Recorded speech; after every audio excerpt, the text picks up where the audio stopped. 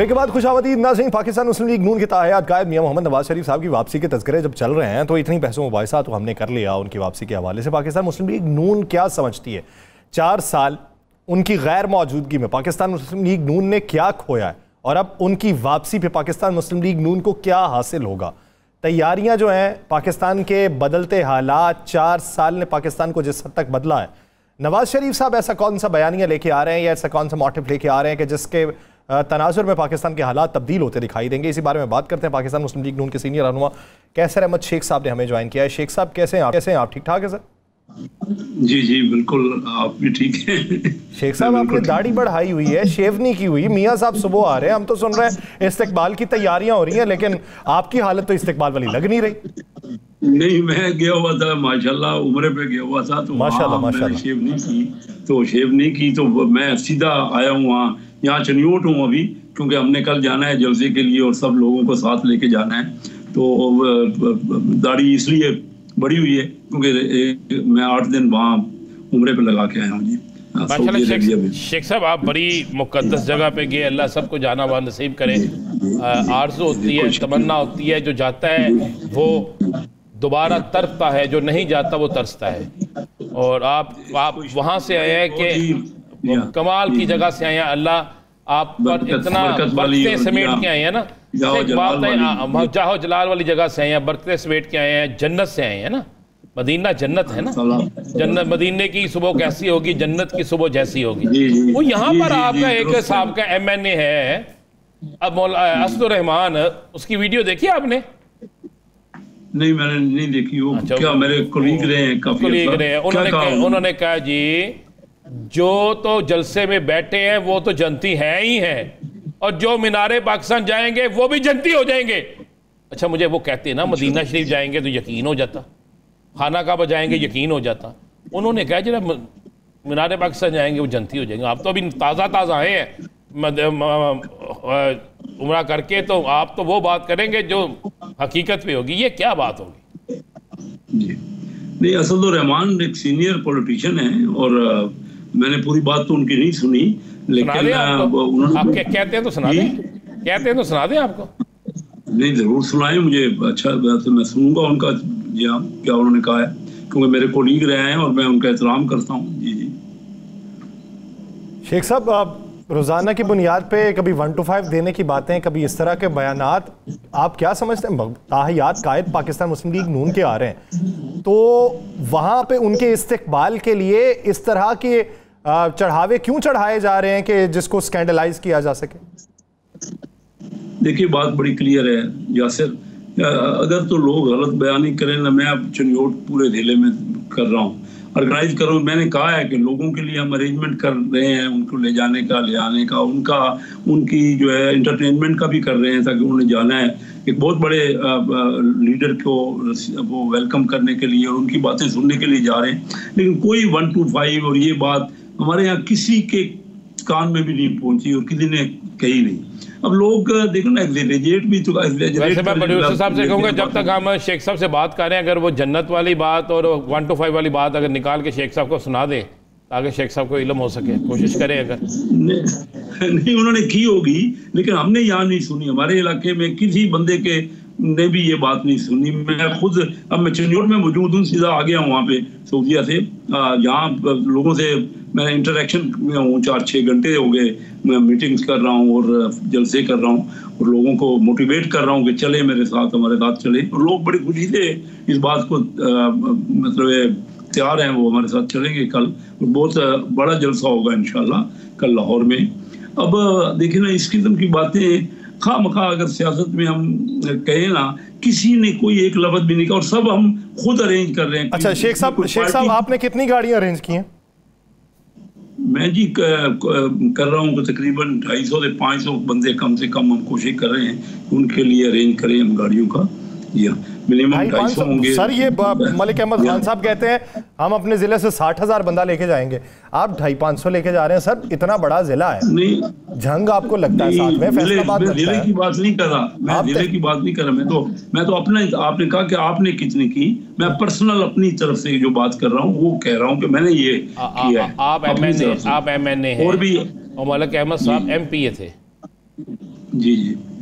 हाँ, तो 60,000 उनका कोई पता नहीं, उनको उनके दिल में ये, हमें तो यही हमसे तवक्को की जा रही है, और हम हर MNA 250 से 500 की कोशिश कर रहा है, और MP है वो भी 200-250 की कोशिश कर रहा है। तो मिला के हमारे जिले से 2-3 हज़ार से ऊपर का तो टारगेट भी नहीं है हमारा। हर जिले से भी इतने आए, करीब वाले जिले जो है ना, जो लाहौर के करीब है, वहां से ज्यादा आएंगे, जो जरा दूर है वहां से कुछ कम। लेकिन लोगों में जोश जज्बा है, सारा पैसा खुद ही अपने तौर पे जी ट्रांसपोर्ट का पैसा जो है हमको, मैं जो बंदे मैं उनको कह रहा हूँ, तो मैं अगर वो नहीं अपने पैसे लगाएंगे तो मैं लगाऊंगा, उनका एंटरटेनमेंट का करूंगा।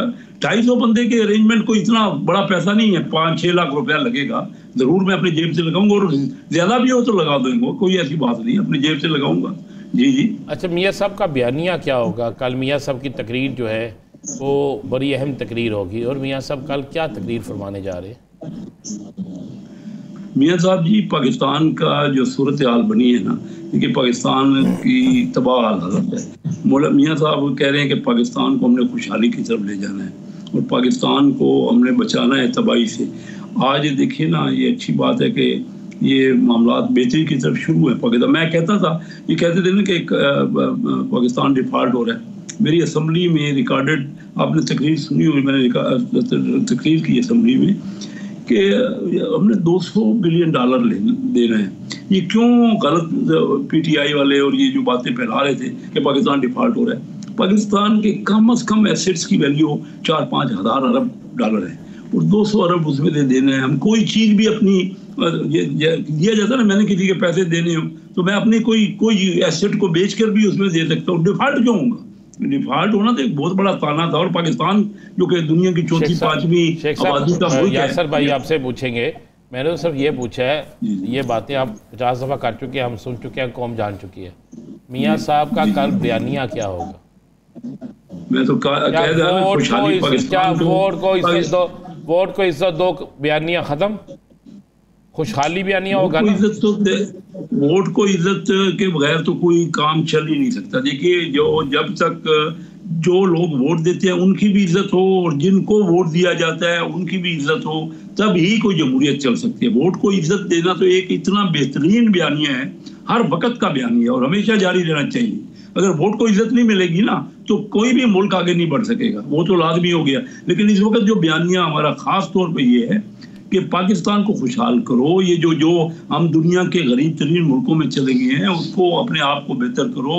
और हमारे यहाँ जो मामलात चल रहे हैं सब, यानी सेंटर के पास कोई रेवेन्यू नहीं हासिल हो रहा, सारे का सारा डेफिसिट हो रहा है, उधार हम ले रहे हैं या करेंसी छाप रहे हैं। तो खुशहाली का नारा है। मियाँ साहब जब भी आए ना, हमारी मईशत बेहतर हुई, लोगों में उनका स्टैंडर्ड ऑफ लिविंग बेहतर हुआ। अच्छा, उनकी आमदनी में इजाफा हुआ। शेख साहब, मुश्किलात पड़े तो उसकी जिम्मेदारी कबूल नहीं की जाती, हालात बेहतर हों तो ये कहा जाता है कि ये क्रेडिट हमें है। ये जो 330 के ऊपर पेट्रोल गया था, इसकी वजह आप क्या समझते हैं? ये देखिए, मैं तो हमेशा रियलिस्टिक आपसे बात करता हूँ। देखिए, हम बहुत कोशिश, मुसलसल जो हुकूमतें आती रही ना, वो कर्जे लेती रही।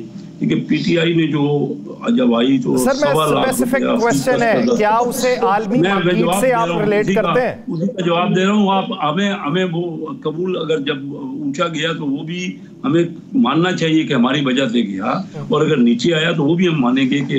और लेकिन देखिए, ये सारी चीजें लॉन्ग टर्म पॉलिसी है, कोई एक हफ्ता या एक महीने, या आज जो बेहतरी हो रही है, आप क्या कह रहे हैं कि ये सिर्फ इंटरम गवर्नमेंट की बेहतरी हो रही है? ये वो जो 16 महीने का जो बैकग्राउंड है, जो कि इकानमी को जो हमने जो कोशिश की है संभालने की। शेख साहब, अभी तो आप ताज़ा उम्रा करके आए हैं। शेख साहब ताज़ा उम्रा करके आए हैं आप। जी, आपने पिछले प्रोग्राम आपको ऐसी बताया ना, मैंने क्या गलत बात की? मुझे एक बात नहीं, गलत बात नहीं मैं कह रहा हूँ। हमें तो आपसे उम्मीद है, आपसे दुआएं चाहिए इस मुल्क के लिए। मुझे एक बात बता दें, डॉलर आपकी जो पिछली पॉलिसी थी उसकी वजह से नीचे आया है? पेट्रोल जो पिछली पॉलिसी थी उसकी वजह से नीचे आया है? चावल की कीमत, बाकी डॉलर तो भी नीचे आया ही नहीं। हम छोड़ के गए, राणा साहब 284 भी छोड़ के गए, आज 278 का भाव है, 5-6 रुपए पहले नीचे ज्यादा ऊपर चला गया था। हम छोड़ के गए 284, ये चला गया 306 तक इंटरिम गवर्नमेंट में। अब 306 से अब 278 हो गए।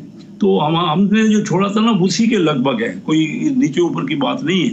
लेकिन इसमें ये मैंने कहा कि सिर्फ हमारी वजह से, ये तो एक कंसिस्टेंट पॉलिसियों का नतीजा होता है, लॉन्ग टर्म पॉलिसियों का। कोई छोटा ना इंटरम की वजह से ये हो गया, ना हमारी वजह।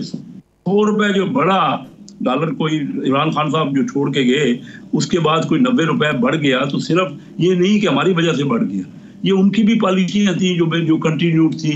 तो ये एक लंबा इकानमी जो है ना, एक बड़ा इस किस्म का सवाल है कि जो हमें सबको मिल के बड़ी मेहनत करनी पड़ी। हम तो अच्छा आज स्टॉक एक्सचेंज 50,000 इंडेक्स से पहली बार 6 साल में बढ़ गया, इसमें बिल्कुल सबको क्रेडिट देना चाहिए। अच्छा शेख साहब एक बात बताइए, तेल की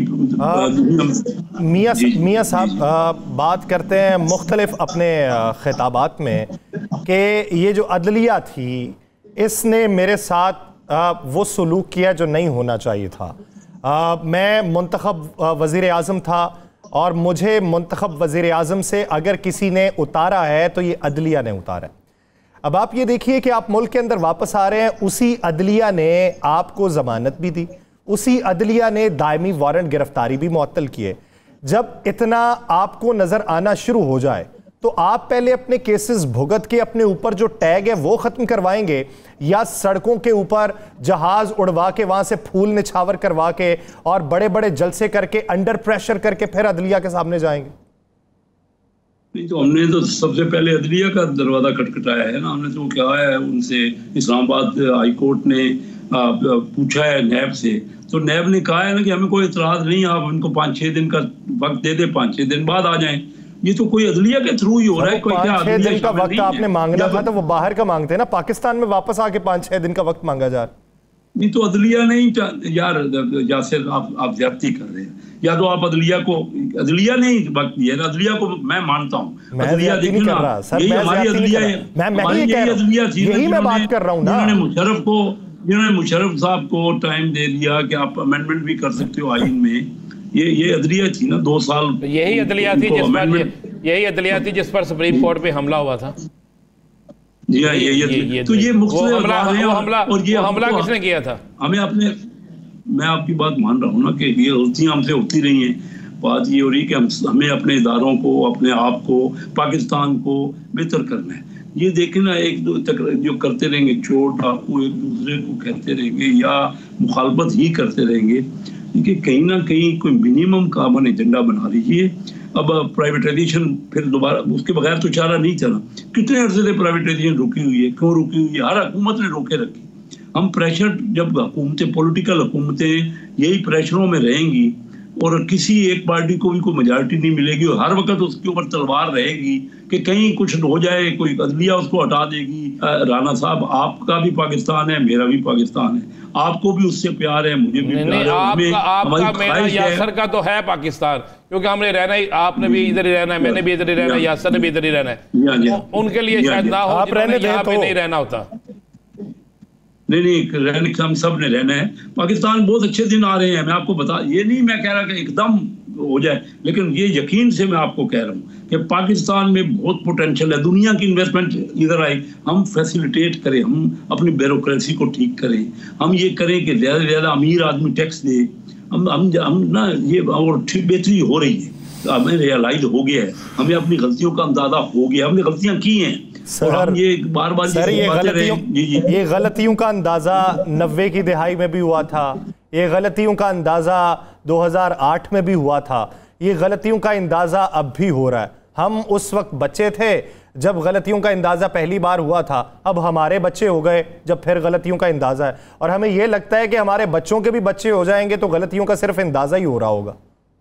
अब और कोई नहीं, चांस नहीं है। ये दुरुस्त कह रहे हैं आप कि बहुत अरसे से हम गलतियां कर रहे हैं और ये बहुत लंबा अरसा हो गया, इसमें तो कोई शक नहीं, लेकिन अभी और कोई अपॉर्चुनिटी नहीं मिलेगी। अब हमें ये एहसास हुआ है, रिसेंटली ये एहसास हुआ है, जब दुनिया में हर जगह हमारी जो तौकीर है ना खत्म हो गई है, हमारी इज्जत ही खत्म। हम जब जाते हैं तो पाकिस्तान का पासपोर्ट आप देख रहे हैं कि सबसे कम लोगों ममालिक में माना जाता है, उसको वीजा दिया जाता है। अब ये पहले मैं जब 70 में जाता था ना, 72 में पहली बार पाकिस्तान से बाहर गया ना, जापान के लिए वीज़ा था ना, किसी और बड़े अमेरिका को भी आप जा सकते। तो ये तो हमें तो ये बहुत कुछ रुसवाई हम देख चुके हैं। और अब हर आदमी, मैं देख रहा हूँ, मैं आपको महसूस कर रहा हूँ कि लोग मेहनत कर रहे हैं, लोग जो है ना तालीम ले रहे हैं, लोग इसमें IT आप देखेंगे, आप देखेंगे कि हमारे लोग काफ़ी इम्प्रूवमेंट हो रही है वो रियलाइज होने के बाद ना। ये जब सिर्फ लीडर तो अपनी जगह पे उनको करना चाहिए, बेहतर परफॉर्म करना चाहिए, लेकिन उसके साथ साथ अवाम को भी ये समझना चाहिए कि अपने बच्चों को तालीम देंगे, हम ज़्यादा से ज़्यादा टेक्निकल एजुकेशन लेंगे, क्योंकि हमारे पास तो बहुत बड़ी आबादी है, इतने दिमाग है, करोड़ों दिमाग है, दुनिया की चौथी करोड़ों दिमाग है। दिमाग चलने के काबिल कितने हैं, उनकी सियासी और जहनी बलूगत कितनी है, ये एक सवालिया निशान है। बहुत शुक्रिया कैसर अहमद शेख साहब इस हवाले से अपना वक्त देने के लिए। नाज़रीन, प्रोग्राम का वक्त खत्म हुआ चाहता है, मुझे और राना साहब को दीजिए इजाज़त। अपना बहुत सा ख्याल रखिएगा, मुलाकात होगी कल, अल्लाह ने के बाद।